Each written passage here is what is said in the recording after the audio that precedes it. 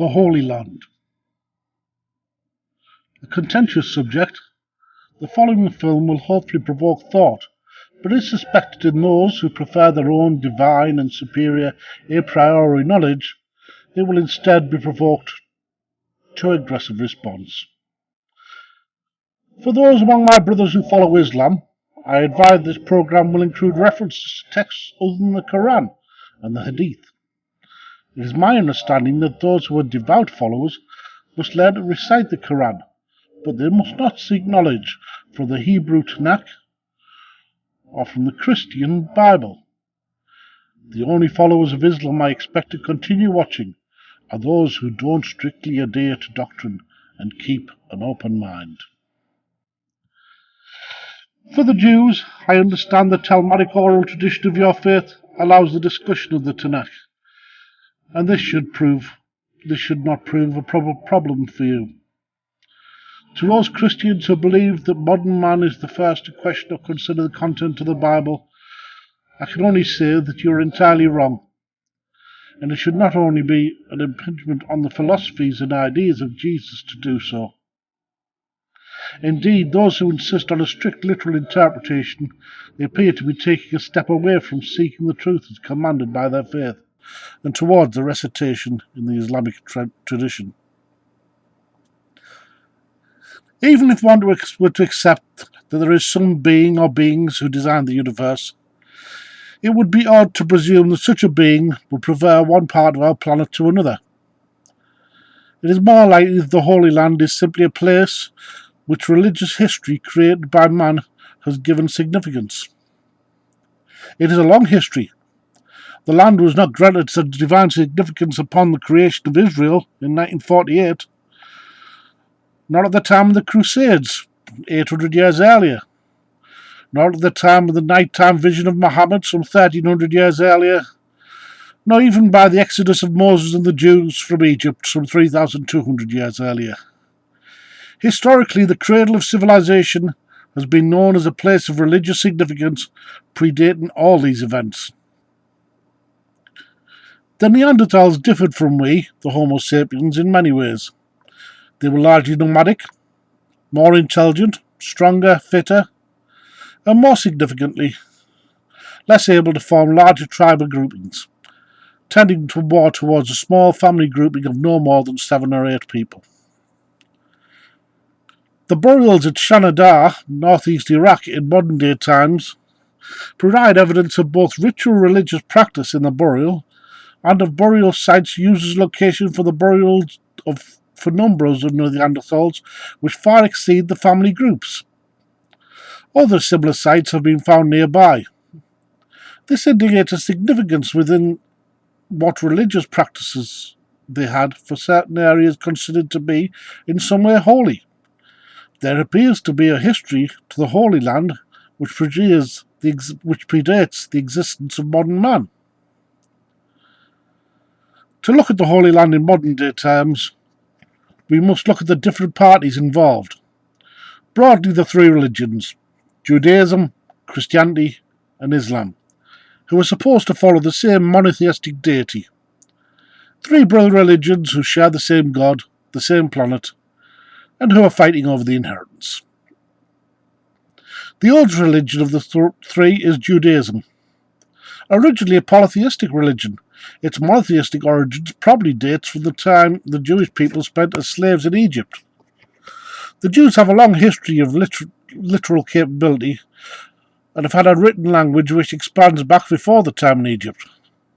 The central core of their religion, the Torah, the 5 books of law and origin, was probably passed down as oral history before being committed to the written form between 3,200 and 3,000 years ago. It has remained in much the same format since that date. Joshua, part of the Tanakh, the book of who is part of the Tanakh, the complete human Bible, including the Torah, which includes itself the Torah, 5 books, 21 books of prophets, and 30 books of writing. Joshua's book being the 6th book of the Bible, details the distribution of the land in the Middle East to the tribes of Israel, indicating which tribe is given which area by their own one true God. It explains that the land's conquest was with divine assistance, and indicates that these lands are given in perpetuity to the Jews, who are said to be the chosen race. It is directed that they should allow no worship of other deities on these lands. The Jews were instructed by the Tanakh to remain separate from others who worship what are termed as false gods, and in doing so they would remain in the protection and with the grace of the one true God, Yahweh. The mere fact that the Babylonians subsequently conquered the lands, destroyed the temple, and enslaved the Jews should have been sufficient to question the validity of these revelations, including the book of Joshua. This is without Bible scholars having established long ago that stories like Adam and Eve, in fact, are reworkings of earlier tales of other religions, as is the book of Job. If there's one thing that the Jews have in their faith, it's stability.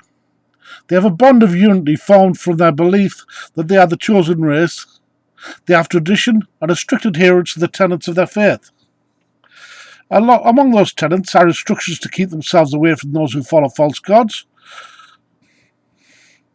A strict follower of Judaism will not open his house to those who are Gentile, non-Jewish. They will not marry Gentiles. They will not eat the same food.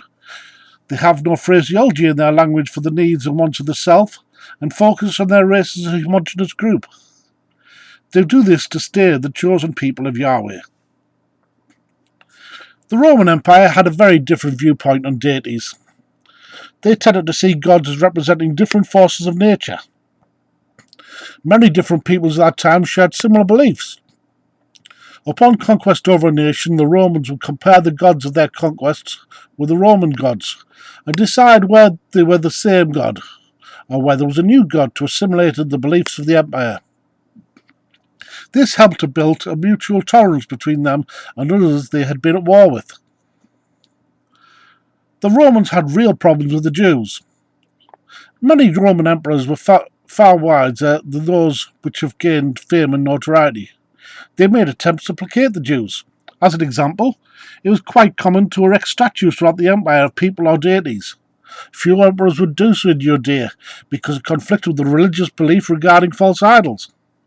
Roman coinage tend to have an obverse showing the emperor, though not in Judea for the same reason as the statues. Incidentally, the passage in the New Testament about rendering unto Caesar that which was Caesar's and unto God that which is God is an instruction that taxes should only be paid if they're paid with the money which the Romans have brought into the country with them, and not with money originating in Judea.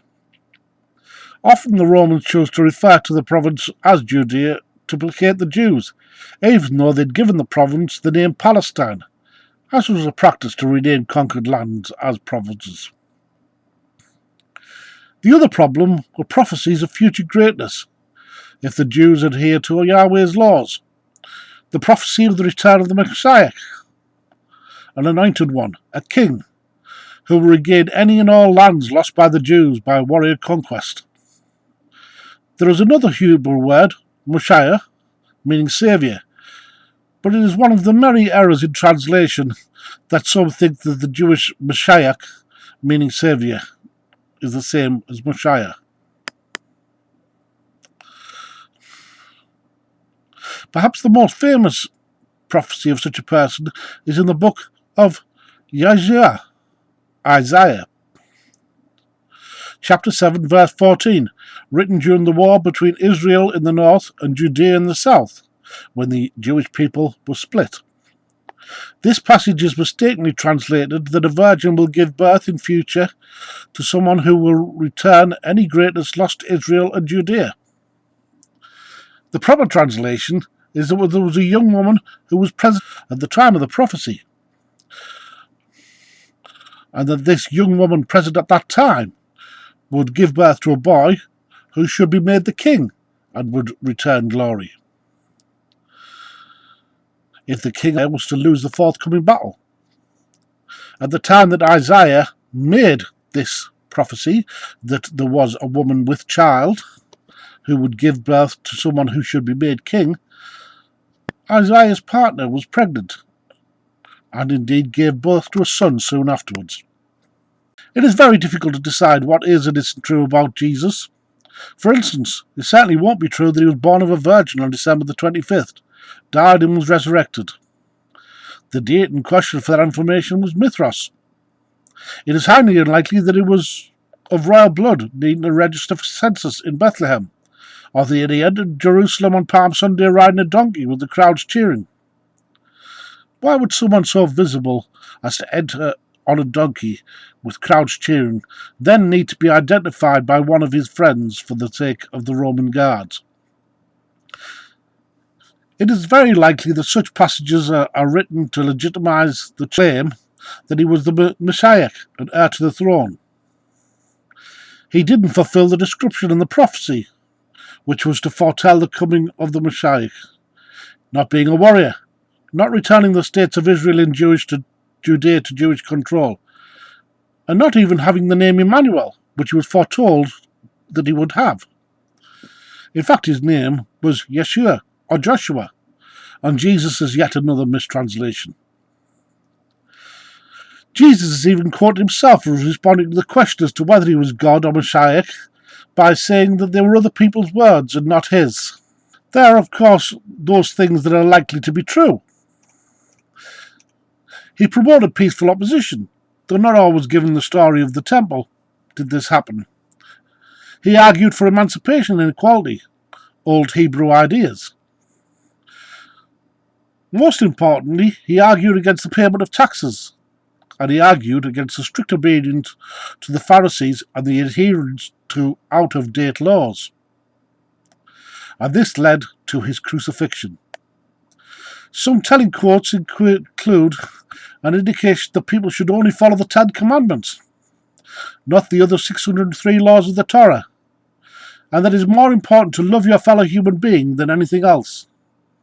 He had a worthwhile philosophy, which deserves to be popular. Marcion of Sinope, about 100 years after Jesus' death, was the first person to attempt to compile the huge amount of writings which had been done about Jesus into a New Testament for those who followed him. His suggestion was that it should be a small, simple book based upon the central teachings of Jesus, his idea of love and peace. He was declared a heretic for his efforts to disregard the Tanakh, the older Jewish laws and traditions. Instead, what was compiled over the next century was an attempt to recreate the very rules and control systems Jesus appeared to argue against, and call it Christianity.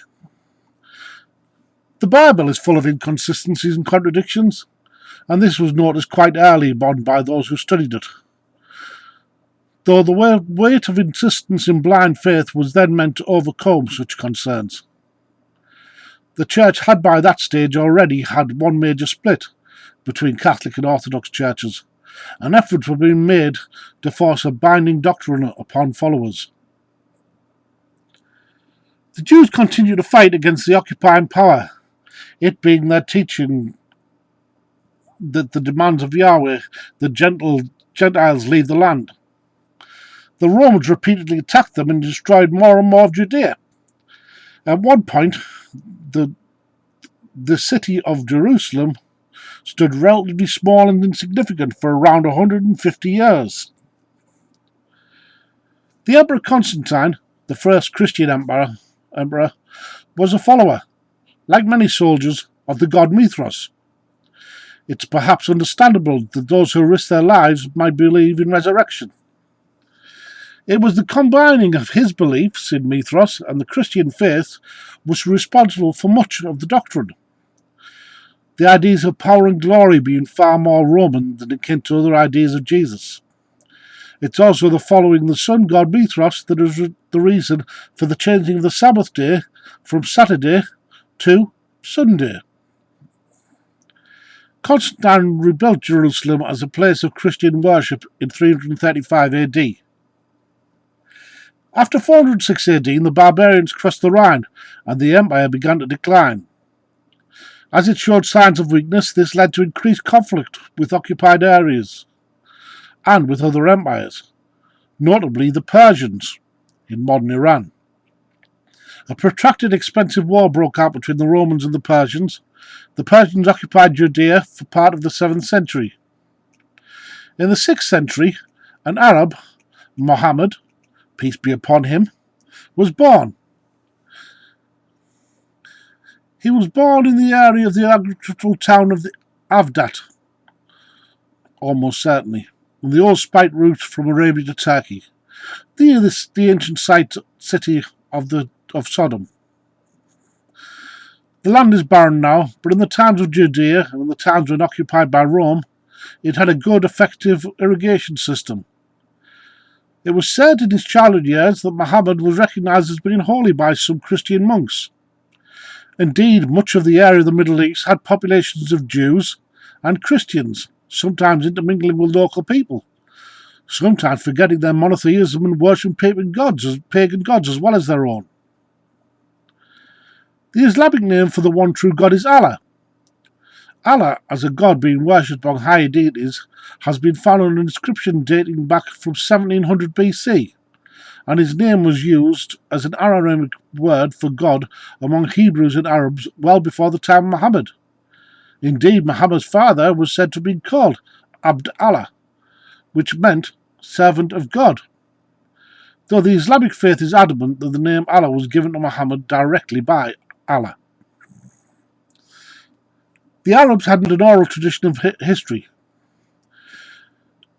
though many in the lands they shared had by that time written histories too. Two main sources of the religion of Islam which literally means submission, are the Quran and the Hadiths. The Quran is said to be given to the illiterate Muhammad directly by Allah. The Hadiths are the acts, thoughts and revelations from Allah, as remembered by those who knew and received them from Muhammad, and were passed on orally until recorded in writing. The Quran has glaring contradictions, as have the Tanakh and the New Testament. The Quran also appears to be a book which owes much to the Tanakh and the New Testament in its writing, though not as direct quotes, but rather in the manner it might be written had someone with little understanding of the Bible chose to recite its contents. The glaring differences between the Quran and the previous holy books are explained by the Muslim faithful, who simply say that, despite many of the Bibles being recorded relatively contemporaneously, the Bible is incorrect. Most glaringly are things like Moses being the uncle of Jesus, and Miriam, Moses' sister, being Jesus' mother, when it's known that there are around 1200 years passed between these two historic figures. The contradictions in the Quran, where verses which preach peace against other religions seemingly turn to those preaching war, is explained in the book by repeated use of phrases similar to, "then it was revealed," as if the one true God changed his mind and his very philosophy during the life of Muhammad. As with Jesus, the writings which became the Holy Book did not appear until around 100 years after the death of Muhammad, though in both cases many people able to write existed during their lifetimes. With Muhammad, there is no mention at all during his lifetime of someone who is said to be a famous conqueror and warlord. It is said that the Hadiths that his army never reached Jerusalem, though Muhammad is said to have visited Jerusalem in a miraculous night flight, and whilst there he prayed in the mosque with Abraham, Moses and Jesus, all of whom died many centuries earlier and lived at different times. Aisha, Muhammad's favourite wife, says no such visit took place, and Muhammad was asleep all night. This night visit is the basis for the claim by Islam that Jerusalem is one of their holy cities. The other holy city is only identified in the earliest writings as a place in the desert. Umar ibn al-Khattab, an Islamic Arab, forced the surrender of Jerusalem in 630 AD. This happened after the withdrawal of Persia and the now Holy Roman Christian Empire, both having been involved in a protracted war. The surrender was peaceful, and the pro-Jewish population apparently welcomed their new rulers. Remembering the rules of the Jewish faith that this could not happen unless they were viewed as new rulers as sharing their faith, this seems unusual. In fact, it seemed that they shared their faith to such an extent that new Arab rulers prayed in the synagogue and shared the customs of the Jews. Christian Rome reviewed it as a takeover by the Jewish faith of the holy city where Jesus died. Records are kept with personal writings about the takeover of Jerusalem, No mention of Muhammad or Islam is made in these records. The first mention we have of him is that he is mentioned on the coinage of Abd Allah ibn al-Zubayr, ruler of Jerusalem, around 60 years after his death. Al-Zubayr coins have an inscription which declares that there is only one God and Muhammad is his prophet. Al-Zubayr, who originated from Medina, where Mecca is situated, claimed divine links to Muhammad through his father, who was said to have served with Muhammad as a young man, and his father's aunt, who was said to be a wife of Muhammad. With these links, Al-Zubayr claimed himself rightful ruler during the civil war, which was erupting amongst the Arab rulers of Jerusalem. Al-Zubayr lost the civil war, and the new ruler, Abd al-Malik ibn Marwan, claimed this meant he had the divine right to rule in the name of the one true God, Allah. Abd al-Malik built the dome on the rock, on the site of the destroyed temple of the Hebrews, and declared this was the place, despite being constructed more than 100 years after his death, where Muhammad had prayed with Abraham, Moses, and Jesus. In building this holy site of Islam in this location, he also prevented the reconstruction of the temple, so central to the Hebrew faith. It is also in this time of Abd al-Malik that the first writings from the Quran were found. It was another 100 years before the Quran is found in the form it is now written, and the Hadiths written down for record. At this time, the Arab states were growing in strength and conquering lands which had previously belonged to the now moribund Roman and Persian empires. During this time, the place in the desert, as it has been previously referred to, was fixed as Mecca in Medina, in southern Saudi Arabia. Mecca became the holiest of Islamic sites, with the mosque known as the Dome on the Rock being second only to Mecca. For the next 4 centuries, there seemed to have been a period of relative peace in Jerusalem, with the Jewish and Muslim faiths living side by side in that area under caliphate, before Al-Hakim bin Allah ordered the destruction of churches in the early part of the 11th century and began persecution of non-Muslims. The following is an extract from the speech of Pope Urban II, delivered at the Council of Clermont on 27th November 1095. I, or rather the Lord, beseech you as Christ's heralds to publish this everywhere, and to pursue all people of whatever rank, foot soldier and knights, poor and rich, to carry aid promptly to those Christians, and to destroy that vile race from the lands of our friends. I say this to those who are present. It is meant also for those who are absent. Moreover, Christ commands it. By the end of the 11th century, the Crusades were well underway. They were horrific. Many of the writings in the Quran and the Hadith allowed slavery, rape, and other such forms of barbaric behaviour against those who they vanquished. The Christian faith did not, but Pope Urban simply decided that Islamic Arabs were subhuman, and told the Crusaders that anything they did to destroy the enemy was not only allowed, but would guarantee their passage to heaven. Not all of the Knights of the Crusade were monsters, but there was certainly a fair proportion of psychopaths among their number. They raped, they pillaged, they ate children. The Crusades lasted for about 2 centuries on both sides, and created fear and hatred between Islam and Christianity, which continued for centuries more. As the situation had worsened in Judea, the Jews had fled persecution and sought protection in Christian Europe. They fled primarily to Poland, though travelled on land into Western Europe.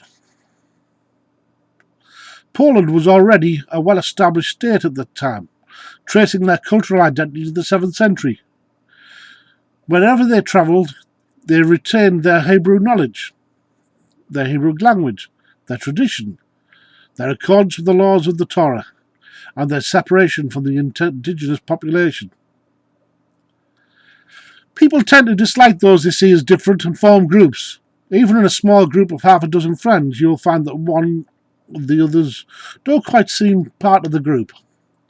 If someone or some group deliberately stays separate and follows a different culture or has different ideas, then suspicion is usually the result. In 1145, William, a 12-year-old apprentice tanner, was offered a job by a man who claimed to work for the Archbishop and gave his mothers 3 shillings to take William. William and the man were seen entering the house of a local Jew. 4 days later, on Easter Saturday, William's body was found, only his top half closed, in the woods. The Jewish community had been established in Norwich around 10 years earlier, and they were accused of the murder. The case was dropped for lack of evidence that the Jews were involved at all. Around 5 years later, a monk, Thomas of Monmouth, began the story of the sacrifice of young Christian boys by Jews at Easter as a mystical means of regaining Israel. This story was written and recorded by the monk, circulated, and became part of the folklore. In 1255, a man appeared in Lincoln offering work. He took a young boy, Hugh, with him when he left the village, a 9-year-old boy. People were considered to be adults at 10-year-old in those times. They left on the 31st July. On the 29th of August, Hugh's body was discovered in a well. Hugh was found wearing only a loincloth. All his other clothes had gone. In modern times, we might suggest that he, and William before him, had been victims of a rapist. Based upon the folklore, it was obvious to the people of that time that the Jews had crucified Hugh in the same way they crucified Jesus, as part of their mystical scheme to regain Israel.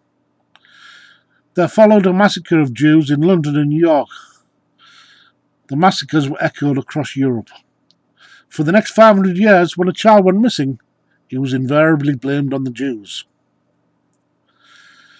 Throughout the Middle Ages, persecution continued of the Jews, and they continued to maintain their traditions in separation from the general population. Often laws existed requiring Jews to live outside city walls and barring them from certain kinds of employment. Some Jews converted to Christianity. Some found sources of employment in areas barred to Christians. In Spain in the 15th century, converted Jews began growing in influence and status in society. The Spanish Inquisition ended that. The Jews continued to find themselves either massacred or expelled wherever they settled, even when they tried to convert to Christianity. As for those things that were barred to Christians, the sin of usury occurs when money is loaned at interest. It is a sin in the Christian faith. Some Jews found a profitable opening as moneylenders. The word bank comes from the Italian word for bench, bank, in which the Jewish moneylenders would sit on banks or benches out in the street. Remember, of course, it was forbidden for Jews to enter the houses of Gentiles, or to have Gentiles enter their homes. In the 15th century, many Jews also tried returning to Israel and Judea, which was now part of the Ottoman Empire. There were occasional instances of persecution, but the Jews generally lived in peace again, alongside the Muslim population. In Europe, the Jews found most tolerance in Poland, where they lived without any real persecution. The rest of Europe retained some animosity, which wasn't helped by now that the Jews were seen as money-hungry moneylenders. Poland itself has gone through a tumultuous period. They retained its position as a seat of learning and commerce. In 1683, the Poles had relieved Vienna in Austria from the onslaught of the Ottoman Empire, and in doing so protected Christianity in Europe from Islam. It made pacts with its neighbour of eternal peace, and under Jan Trish Sobieski, it established a representative democracy of sorts. Within this democracy, the representatives were granted power of veto, so the full consensus would be required from all regions for matters of state in Poland. This was an unfortunate mistake, as the power of veto by one meant the bribing of an individual representative could grind the state to a halt. To add to this, the security of peace meant that those representatives felt no threat when bribed by alien interests from countries outside Poland. In the mid-18th century, under the reign of Stanislaw August Poniatowski, Poland decided that, given there was no exterior threat, they could reduce their armed forces to virtually nothing, saving those resources.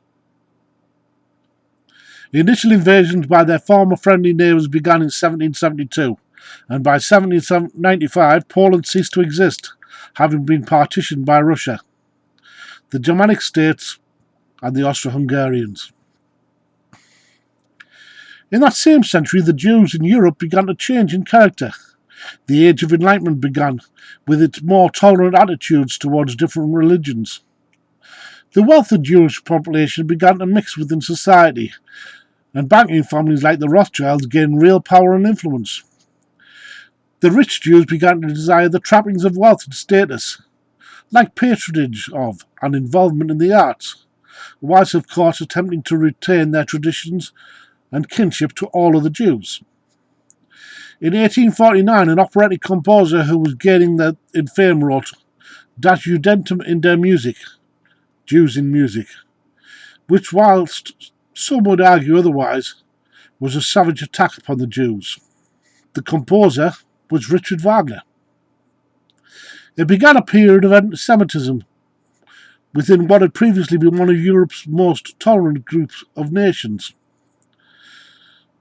Moses Hess experienced this rise of anti-Semitism in the 1860s when visiting Germany. Hess had previously seen issues within the framework of money and exploitation. Indeed, he'd been a major influence in the area on Marx and Engels, though he would now come to see it as an issue of race. In his book Rome and Jerusalem, Hess equates the values of the French Revolution as akin to the traditional Jewish egalitarian values of a desire to serve the whole rather than the individual. He also suggests that regaining of Israel and Judea, though not through moneyed power, but by the Jewish people returning and building the state as one people working together. Not long after, though in completely separate setting of Odessa in Russia, Leon Pinsky wrote Auto-Emancipation, in which he suggested that the Jews would never be the social equal of other European citizens unless they had their own state. In the 1860s, during the American Civil War, the New York Times began mentioning the Polish question as something which was being discussed in Europe, at the time when Poland no longer existed. Throughout the 1880s, until after the turn of the century, reports arose of the purchase of increasing areas of the former country of Poland by Jewish buyers, often with money from the USA.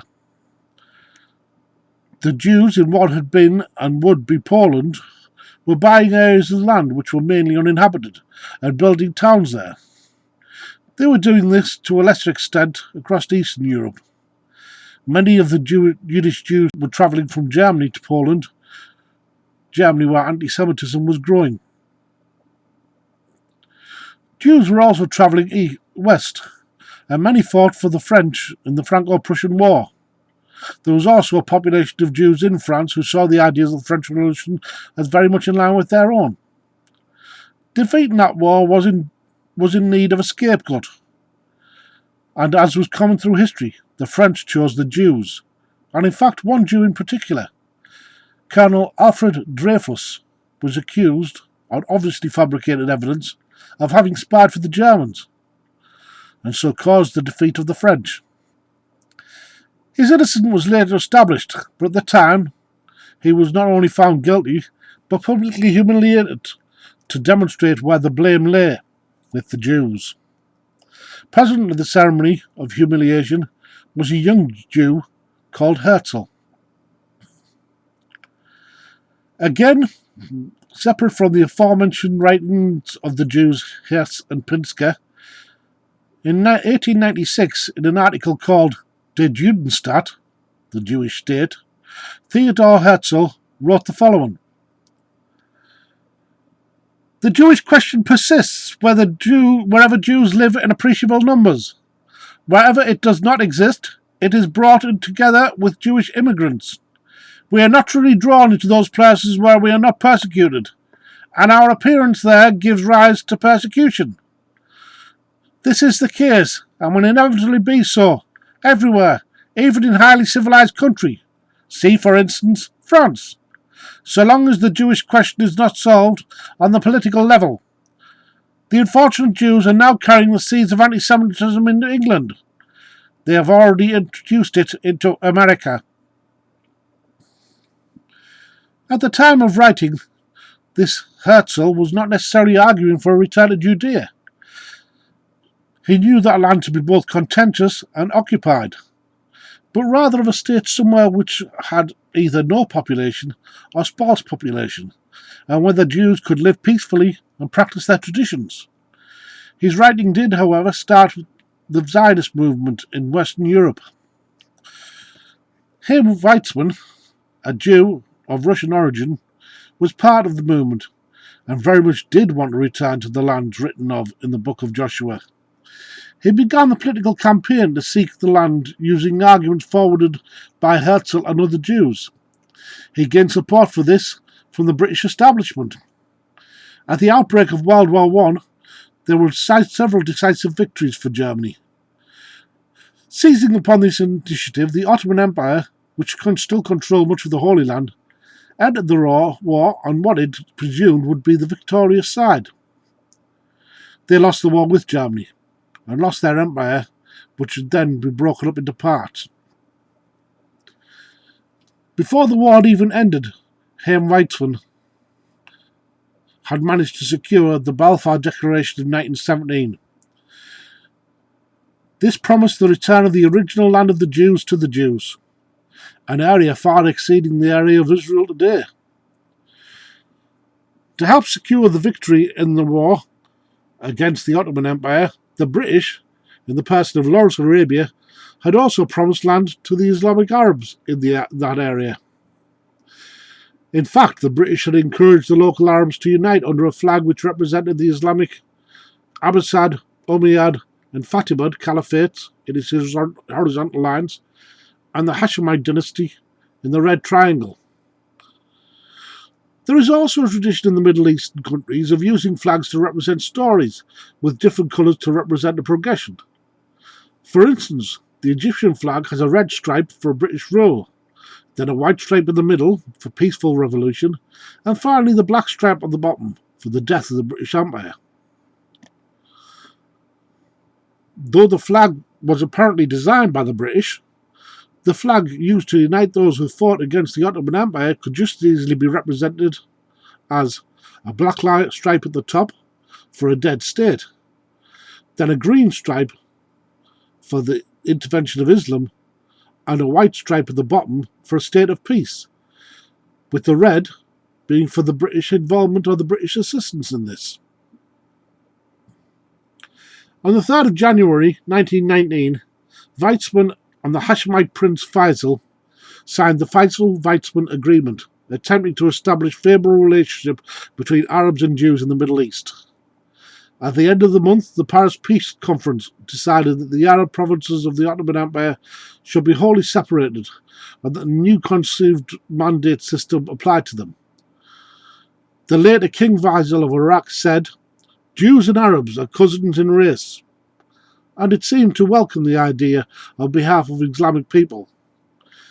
Iraq was created at the same time. Concurrently, Jewish hopes of any form of homeland were being quashed in Poland, where a new Polish nationalism had a resurgence under Marshal Józef Clemens Piłsudski, and a war between the Poles and the Russians restored the Polish state. H. G. Wells, in his book on the history of the world, describes the new Polish citizens as highly xenophobic, not enlightened as they had been in previous centuries, and returning to bitterness from the events which had caused them to lose their country some 140 years earlier. In fact, there was two-way resentment in Poland. As this nationalism resurged, the hopes of the Poles who had brought and owned large areas of the country under Germanic and Russian law were dashed. Jews and Poles showed outright hostility towards each other in a way which hadn't existed previously, though they probably would have existed had the Jews tried to form their own homeland anywhere. The Jews in that country no longer used banks. They used their own homes and the bottom areas as shops, and they disliked greatly Poles who entered into their homes and did not buy anything, and they insulted and attacked Poles who did so.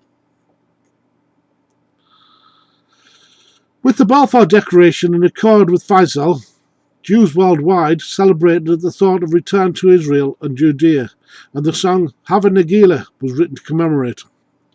The League of Nations, the forerunner of the United Nations, issued a mandate for Palestine in 1922, declaring that there would be a Jewish national home in Palestine. Palestine had not been used to describe this area since the time of the Romans. Britain were given the mandate control of Palestine to make arrangements. At that time, many Jews and Arabs had lived peacefully in that area for centuries, and even intermarried.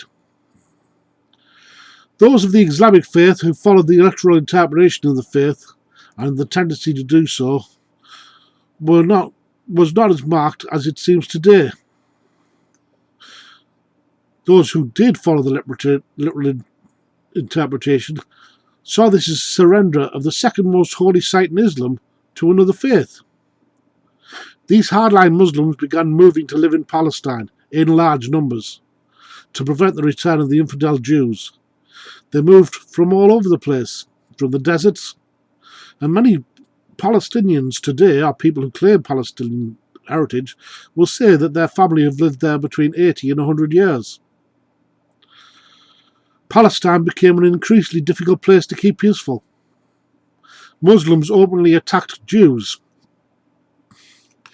Zeev Jabotinsky, another Russian Jew, had fought in the First World War against the Ottoman Empire. He was, unlike many other Jews, staunchly anti-communist, anti-socialist. He supported the idea of a free market and gained much support in this from American Jews. In 1923, he wrote an article, Iron Wall, in which he said that the Jews and Muslims could possibly live together in a new Israel, but that the Jews must be the clear majority. With financial backing, Jabotinsky also started training and arming an Israeli defense force. In the late 1920s, the first attempt began to search for the increasingly valuable commodity of oil in the Middle East, and simultaneously the opinions of Western governments, influenced by the large oil companies, softened towards the Arabic inhabitants of those countries where the oil might be found. A large reserve of oil was actually finally discovered in Bahrain in 1932. In 1930, Jabotinsky visited South Africa and was refused re-entry into Palestine. Jabotinsky chose instead to set up operations in Italy, where his ideas regarding capitalism seemed similar to those of Mussolini. He began, again with financial backing from Zionist capitalists, planning an armed insurrection against the British rule in Palestine. This insurrection was planned to take place in 1939, but was cancelled when World War II began. He also in this time expressed some concerns about the path fascism was taking and German attitudes towards Judaism. The events from World War II need not be recounted in detail, since those who have the sense to realise the catastrophe know of it, and those stupid enough not to know of it will never learn. Suffice to say, 11 million people were killed, including the disabled, communists, gypsies, Poles, homosexuals, and 6 million Jews, in a systematic murder called the Holocaust. After World War II, there was an outpouring of compassion and sympathy for the Jews and the Poles, not so much for the homosexuals, the communists, or the gypsies. And both the Jews and the Poles were told they would be given their countries. The Polish independence didn't last long, and Russia annexed the country almost immediately. The Jews arrived in a new country under their first president, Chaim Weizmann, he who had got the Balfour Declaration. The population by now were in a large part hardline Muslims who literally interpreted the Quran and the Hadith. The countries which bordered the newly created Islam were also sympathetic to their Muslim brothers in the new country. At the same time, there was an increase in the wealth and power of the surrounding states as more and more oil reserves were found. Israel was partitioned roughly along the lines of which areas had majority populations into a Jewish state and Arab state, and an international zone, that international zone being the city of Jerusalem.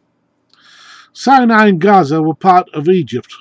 The West Bank, including Jerusalem, East Jerusalem, was part of Jordan, and the Golan Heights was part of Syria. Some of the earliest Jews to arrive were merely refugees from Europe. They arrived to attacks from the Muslim community. This quickly led to the immigration of more hardline Jews into Israel.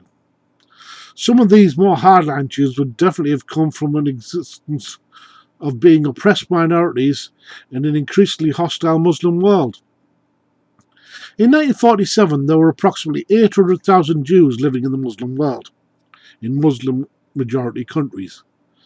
So by the turn of the century, given the growth of population in those areas, you'd expect the population of at least a few million in those areas. By the turn of the century, the population of Jews living in the Muslim world was around 5,000 people, most of whom lived in the religiously tolerant country of Iraq. It isn't just the Jews who have reduced in numbers within Muslim states. Around a century ago, the Middle Eastern population was 25% Christian. It's now just a fraction of 1% Christian. There have been 10 distinct wars between 1948 and today, and numerous almost constant conflicts. The wars which have been won by Israel, the most notable must include the Suez Crisis of 1956, when the Egyptians decided to nationalise the Suez Canal, which had been owned by British interests. The war was won rather swiftly, and then lost just as swiftly, as the British, French and German had their allies in the US government encourage them, and their supposed enemies in the USSR encourage them to withdraw their forces. The USA and the USSR both gaining the thanks of and closer links with the large oil-producing state of Egypt and the other nearby Arabic oil-producing states. In June 1967, a surprise attack came from the countries of Egypt, Jordan and Syria, whose armies included soldiers from Iraq, Saudi Arabia, Kuwait, Algeria, and was supported by arms and even some soldiers from several other Muslim nations. It was an attempt to eradicate Israel. Israel triumphed in the war and also took the aforementioned Arab parts of the previously designated area of Palestine from the countries surrounding and the Sinai Peninsula. The event was known as the Six-Day War. Around this time, the idea began of Palestine as a separate state, which had been taken from its inhabitants. And the Palestinian Liberation Army began to operate. The Muslim population had no problem when previously occupied by the Ottoman Empire, up to the point where they encouraged to have independence during World War I. The same Muslim population had no problem in part of the states of Egypt, Jordan and Syria. They had more problems and conflict at that time with their neighbouring state of Israel. Now, in a Jewish-controlled state of Israel, they claimed their right to self-determination as a separate people of Palestine, and they claimed that right was being infringed, and they began the terrorist operation which continued to this day against the Jewish Israelis. The PLO also adopted a flag used when fighting against the Ottoman Empire in World War I as their new flag, with one small change. The green line was moved to the bottom to show the eventual aim of an Islamic state of Palestine. Yom Kippur is a Jewish holiday, and it was on 6th of October 1973, the time of another surprise attack by Syria and Egypt, this time with backing from other states including the USSR. The war was apparently fought as a failed attempt to regain the land lost during the Six-Day War. At the time of formal disengagement in 1974, Israel did withdraw from the Golan Heights, but it didn't surrender any of the rest of the land. The PLO were, from about this time, staging attacks upon Israel from both Jordan and the Lebanon. In order to seek peace, and so the US government, who financially support Israel, can gain credence with surrounding Islamic states, a number of retreats from the land gained in 1967 have taken place. In 1975, Israel withdrew from West Sinai. In 1979, the Camp David Accords agreed on the retreat from Sinai, which happened in stages until 1982. In the year 2000, the Oslo Accords led to withdrawal from the West Bank. In 2005, Israel withdrew from Gaza.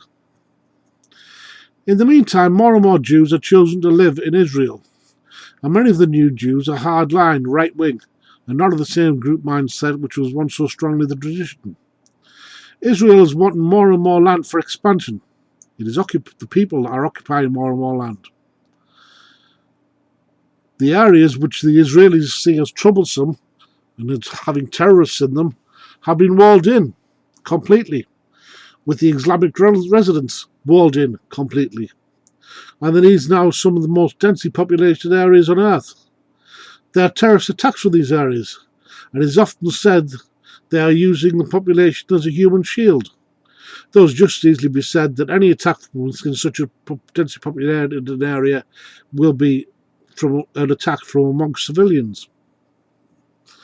Recent responses to such attacks have been psychopathic, and Netanyahu most certainly should face a charge as a war criminal. There has simply been mass destruction. At the same time, Hamas, the group which replaced the PLO, is determined to continue the conflict and determined to continue terrorist attacks. There remain three key problems in Israel as I see it. The first must be the Jewish desire to maintain tradition. For millennia now, about 3 millennia, they've arrived to live in countries without desiring a shared culture or society with those they live alongside.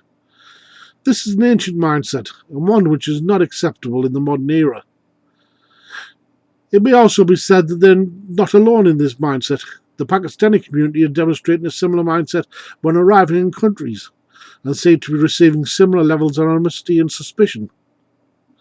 Cultures must be shared and allowed to mingle, along with their values and traditions, if the people of one country, or the people of even one area, are to have one society. The second problem is literal interpretation by followers of religion. All must know that their books are flawed. All three religions believe in a God which doesn't suffer from flaws. Therefore, all three religions should be able to realise that the books they take literally cannot be the literal word of God, and in fact have been written by flawed human beings. Far from this tendency to literally interpret reducing as a problem, the problem seems to be increasing, with entrenched hardline attitudes which can only lead to conflict. Even in countries which are enlightened, like America, which once readily accepted things like evolution, ideas like creationism are now pushed. The third is an exterior problem.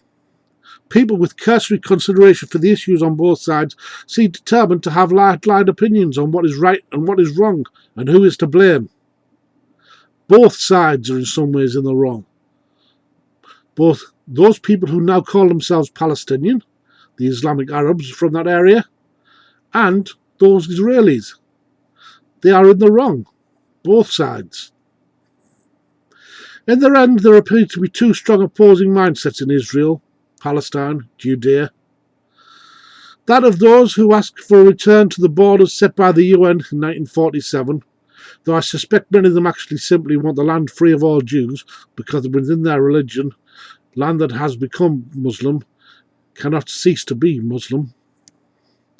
And a mindset of hardline Jewish immigrants who still believe that the Messiah will come, and that they should again have the large kingdom from the time of Joshua. Both can be wrong. We can only hope for moderation, perhaps by showing it ourselves and trying to look at both sides of the argument.